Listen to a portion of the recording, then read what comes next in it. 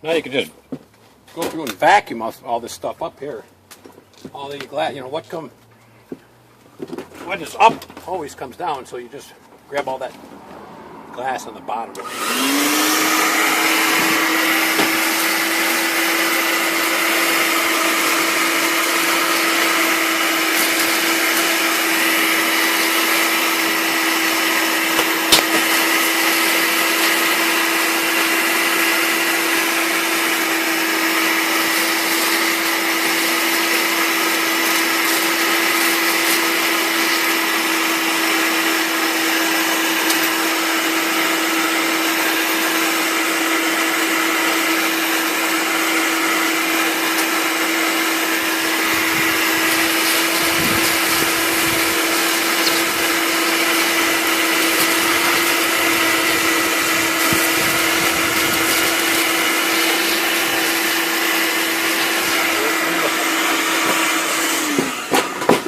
We'll do the final cleanup out here and inside, and we'll be glass free.